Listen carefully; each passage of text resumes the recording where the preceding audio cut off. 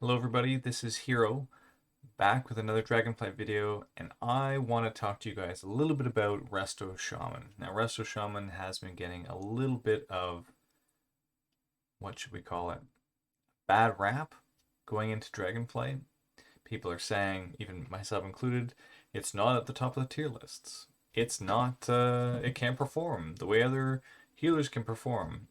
And I just want to dispel some of the myths and some of the anger that might come at people who make these kinds of videos. First of all, tier lists are kind of memes. We know this. Second of all the healers have been able to complete 15 content and will likely be fine for most of us who play the game. The design of a tier list is mostly to say what is the top end that you can push. But I want to dispel people's fears about Resto Shaman or the meta for a slightly different reason. And that's because I think there are some tools here that are being overlooked in Resto Shaman's kit, and I want to talk about what those tools are, show you some dungeon footage of me making use of them, and thinking through some of the planning that goes into playing Resto Shaman. So, to begin with, here's a talent setup for dungeons that I think is probably my go-to for a Resto Shaman. And you might fight about some of the pieces here, but I want to walk you through what it is I'm thinking about, and then I want to showcase it for you in dungeons. And you'll notice a couple of maybe peculiar pieces that you're not used to seeing. Let's start in the class tree. What in Tarnation is Call of the Elements and Totemic Recall? This ability, coupled together with Totemic Projection, is in my opinion some of the best talent items available for Resto Shaman, especially in Mythic Plus. Let me walk through why that is. First of all, Shaman has a couple of serious drawbacks as a healer. A lot of its pieces are positional, whether that is Healing Rain or Spirit Link Totem, or even just totems in general if you're moving through a space.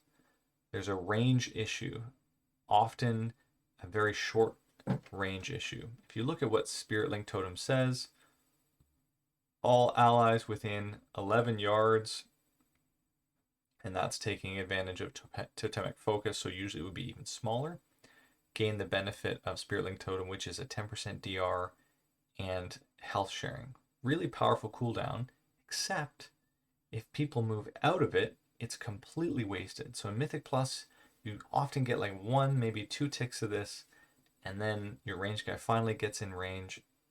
It's not as effective as in a raid where you can stack people up and make good use of it.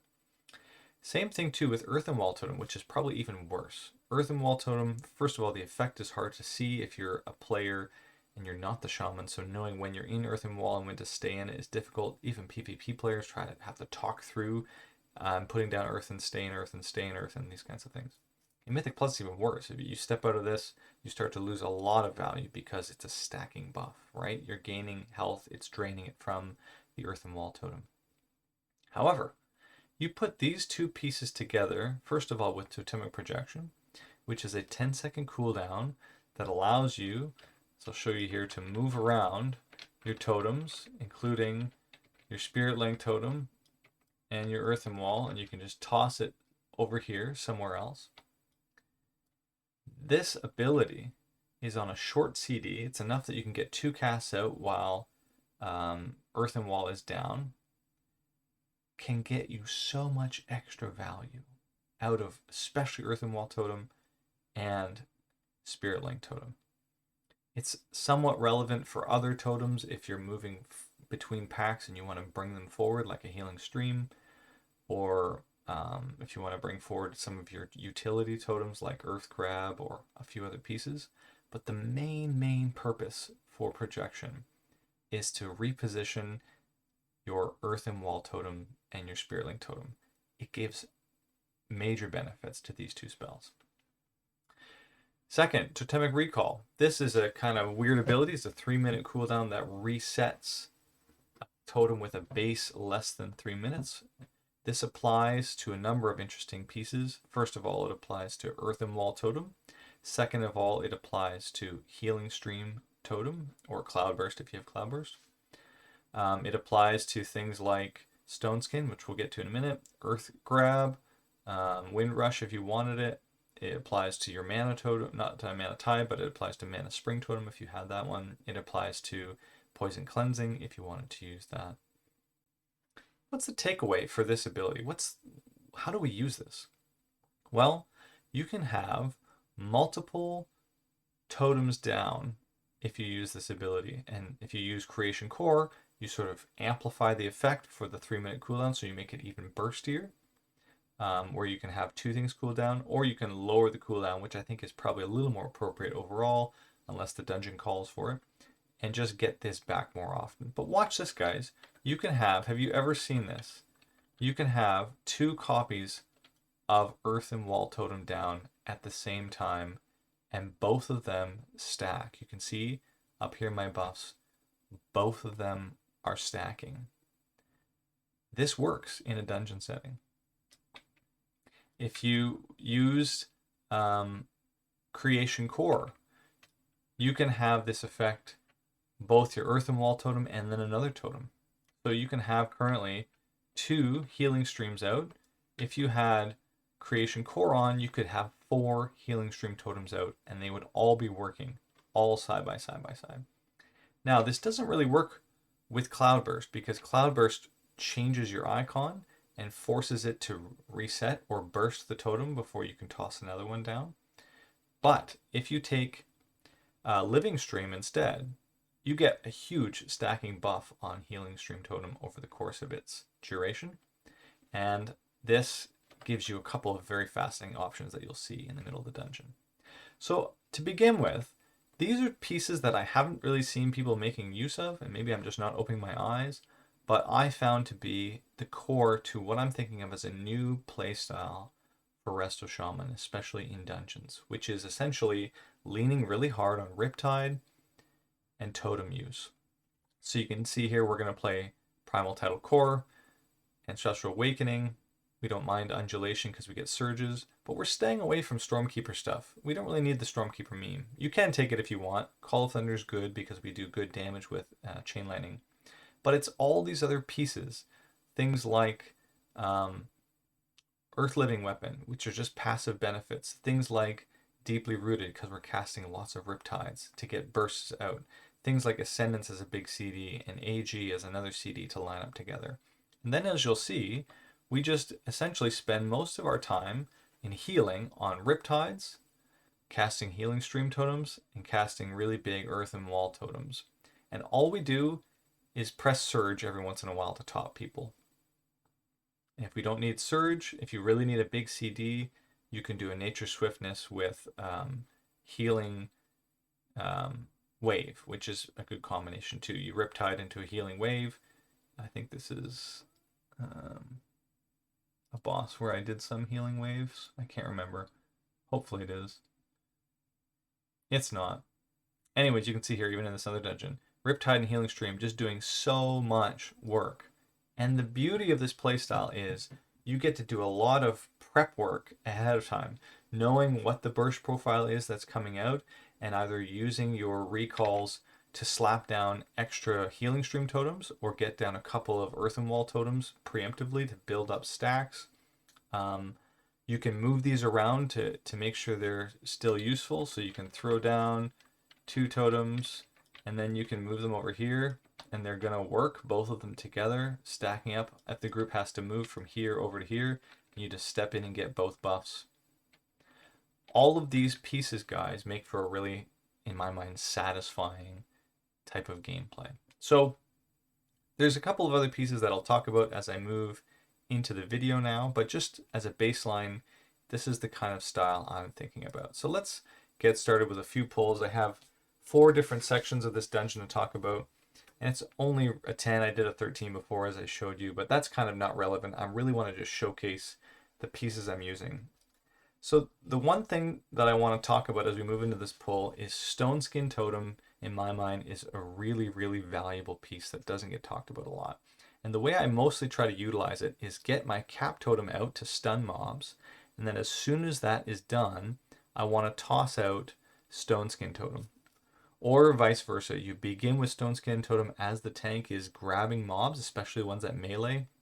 It's giving him 10% physical DR for that 15-second window. It allows people time to interrupt and stun. So that's what I mean. You pair it either together with the stuns that have happened, or you bring it early. And here it is. You can see he's loading up guys. I'm thinking, get my earthen wall down. There, I got it back. I just wanted to test out double earthen wall. Here it is on the ground. 2 earthen wall totems. You can see all the shielding that's happening for everybody here. I put Stone Skin down to deal with it. I'm doing 19k HPS, guys, and look at the buttons I'm pressing. I just did mostly a Riptide, and look at all the earthen wall healing. That's from doing a recall to get earthen wall. So you can pair this stuff together and get massive results. It doesn't look that big because it's just a tiny shield across everybody, but what you do is get a lot of flexibility with projection to move totems around. And then you see with Vexamus, you can just do a lot of passive healing and be more active on the damage, meaning you drop a bunch of totems to organize yourself and get it ordered up, and you just lean on those. And if you need a CD, you press Ascendance, you rotate that. If you need another CD, you press AG and rotate that. If you need another CD, and I die here standing in bed, that's okay. If you need another CD, you load up 2 or 3 healing stream totems, and you can just wait on those and hold them and push out damage while you're passively healing in the background. That's what makes, I think, Shaman kind of fascinating to me if you play this style. Most healers, the damage is passive, the healing is very active. Resto Druid, you get a bit of a mix, right? You load up your hots like a Disc Priest, doing a lot of prep work. The damage comes through, and then the healing brings people back up. Shaman is almost a lot more towards, in my mind, the prep work that then allows you opportunities to do passive healing and damage reduction, and you can produce with a couple CDs big bursts of healing if you need it, or you can produce a lot of damage and just be chain lightning, waiting with your Riptides. Someone gets hit, Riptide, Surge, Nature Swiftness, Healing Wave, toss down Spirit Link Totem, toss down 2 or 3 Healing Stream Totems at a time, these kinds of playstyles. So now let me just show you, I think it's at 732, a little further on, where I'm trying to demonstrate how we do, I think a few people died on one of these polls, how can we do healing while moving? How do we move things around? So we come back into this pack, a few people are still dying, I'm trying to top people off. I'm thinking about where am I putting my earthen wall totem? So I see where the tank is, I toss it down there, he moves a little bit, so then we projection it right underneath where he is. And you can see the healing starts to go through the roof as a result of that. All these people are within that bubble and getting healed up by earthen wall totem. And then we just kind of keep things moving with Riptides. We're not really doing any extra work. We're just waiting for healing stream moments, doing a bit of healing surges here and there, and throwing out some damage. So on the whole, guys, these pieces here, either Creation Core, or if you want, Call of the Elements, together with Totemic Recall, give you a lot more flexibility on what you'd like to do. And then what we're trying to do is mix together Totemic Projection and Stone Skin Totem, those together to give you a little bit more access to healing through SLT, or you get healing from Earthen Wall Totems that are stacked together. And finally, just putting out Stone Skin Totem for your tank at all times, giving that extra nice bit of DR as they pick up packs and that kind of thing. Let's move forward to a big poll that I thought was instructive for doubling down or tripling down on some of these pieces. You can see here we're moving to one of these bigger packs, and we start to make use of these excellent healing stream totems buffed by Living Stream, which is giving us access to a lot of back-loaded healing from healing stream totems. So you can drop them early in a pull and know that in the back half of healing stream totem it's going to punch out a lot of throughput. So we've just done 3 healing streams in a row. You can see it on the toggle. Healing stream, earthen wall, link, healing stream. Then we did totemic recall and another healing stream. And you can see the amount of throughput. Guys, I had so much overhealing on this dungeon. It was like 40% overhealing for Riptides, 40% overhealing for Ascendance procs, 40% over or 50% overhealing for healing Stream Totem. This will put out a lot of burst healing if you time it right. And the trick has been, in my mind, for this spec to get yourself organized ahead of time. Meaning you have tools ready to go. You have an earthen wall and you know what you're going to do with it. Here I'm plopping it down to get some healing. And immediately I'm doing something like 17k. And all I've been pressing, guys, are like Riptides and a couple surges. Look at this doesn't look like major throughput buttons. There's no major chain heals going off. I'm not spamming primordials into huge healing waves. I'm just doing like maintenance type stuff. Riptide, Riptide, Riptide, and a healing stream totem. And then one emergency heal with NS to top a person off. This style means that you can lean on some of these pieces that maybe you haven't been accustomed to leaning on because you get some more positional access. So I just wanted to give you a sense of some of those bigger pulls with Healing Stream. And let's just go to the end. I'm going to talk about one more element, which is damage and what pieces are important for us as a damage dealer. Specifically, Master the Elements and Focused Insight and how they play into our healing. These are very interesting to me. If you get into the right habit of being active with your damage, casting lava bursts, casting flame shocks, you can treat these spell casts as essentially buffs to your healing. And I think that's the best way to think about what Resto Shaman really offers a player. You get to do passive healing behind the scenes, just laying out your totems in time, organizing yourself that way, having your CDs in the back of your mind ready to go for burst, and then focus most of your attention on just doing damage and have that mixture of preemptive with a couple of big reactive burst moments. All of your damage stuff, your flame shock and your lava burst essentially are going to feed into your healing. You get a lot of throughput. You get 15% from Focused Insight for every time you flame shock. You get another 10% every time you lava burst. That's 25% bonus to your healing. That's a lot of throughput on Riptides and healing surges and healing waves if you cast them. And my advice is think through some of these cool tools that are available to you. Rotationally, it feels weird to start suggesting to people that you focus more of your attention on active damage and then just play with the tools you have. Healing Stream, Healing Stream, Healing Stream, these kinds of things. And then getting all your major tools out and really making use of projection to top your group. Look at how many totems we just tossed down all in a row. We didn't even get our Stone Skin down, and we didn't get Healing Tide down, and we haven't even done AG and the burst you get from AG plus Ascendance. We haven't even talked about Spirit Walker's Grace, which is so useful. But the main takeaway for me, guys, is that Totemic Projection unlocks, and this Ancestral Recall unlocks so much of our throughput and gives us the ability to relax and stay back, just be casting damage spells, knowing that these things are available to top up a group in a moment's notice, knowing ahead of time that you have a certain number of tools and which ones go well together. Essentially for me, I see three kinds of pairings when I think about these tools.